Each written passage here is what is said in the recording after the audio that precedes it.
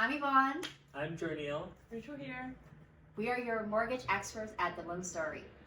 In this video, we have frequently asked questions that we receive all the time from many of our clients, and this video will answer some of them. So, Rachel, what's some of the things that you always hear all the time that clients ask you? Yeah, sure. So the top asked question is like, should I buy it now or should I wait? Should I buy now or wait? Yeah, we hear it all the time. The $1 million question, right? I wish I have a crystal ball here. You guys see it? Well, everyone obviously have different stand on this questions, and if anyone can tell you like confidently that tomorrow the market is going to crash or tomorrow the interest rate going to drop, I'm pretty sure they don't know what they're talking about because no one actually knows. But if you, when I get this question, my response is the same no matter what time of the market it is. So the timing of your home purchase really should be, depends on your financial readiness. Of course, you gotta have money and you're readily can take out a mortgage to buy a home. And the second one is the mental readiness, right? And that are you mentally ready to pull the trigger for that?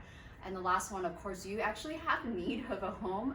Some people have a perfect living arrangement with the families, or you have like a nice landlord that your rental situation is perfect, then maybe there's not so much of an urgency. But once you hit all three of these criteria that we just talked about, right? Your true needs, your financial readiness, and your mental readiness to pull the trigger, then it's a good time to buy a home. If someone is waiting for that perfect time, right? Of that, or perfect time rate-wise, like, hey, I am ready, right? I'm ready financially, right? I do have the need for a home, but the rates are so high, right? I'm just gonna wait 6 months. I'm gonna wait a year.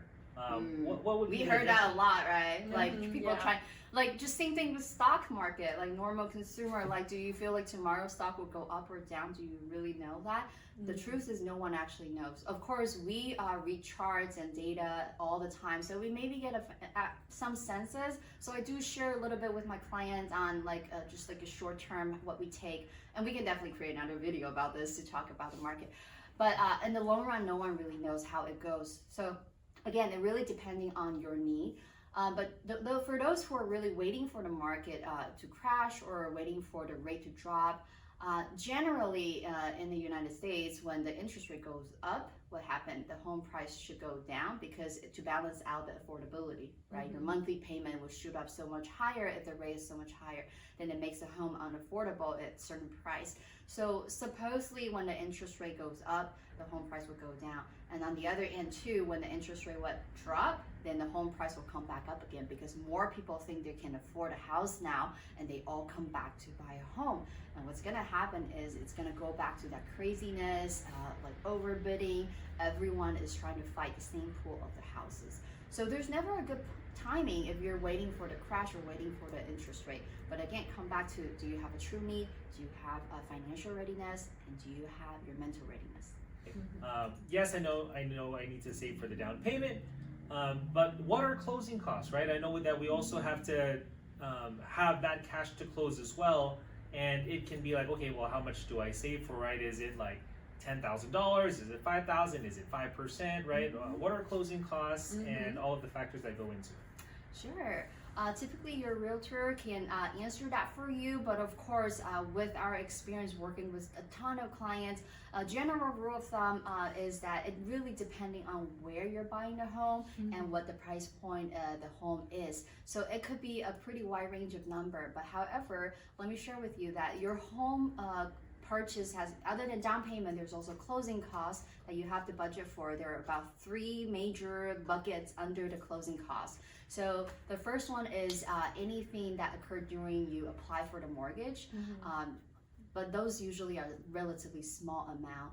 The second big bucket, and which is like majority, about 50% of your fee, is the title and escrow related, the title transfer fee. And then the last part, really also a big chunk of your closing costs is actually we call prepaid. It's not necessarily a cost of buying a home, but it's a money that you have to prepare ahead of time when you close the transaction. And what prepaids are your partial first month of your mortgage and property tax, right? Mhm. And also if you're buying condo, there's an HOA fee that you have to prepay. Also, like the first year of home insurance is usually prorated and due at closing. So those are prepaid, they're not costs, but you have to have those ready. And we call all this closing costs in our industry. The amount varies from property, from city to county, so I will suggest you to quickly check with us. We'll walk you through your scenario and then come up with an estimate to help you understand how much you need to budget for. Mhm. And another common asked question, Yvonne, is that a lot of clients are concerned about the high interest rates. So they came up with the idea of buying points. So do you recommend our clients to buy points in order to reduce their interest rate?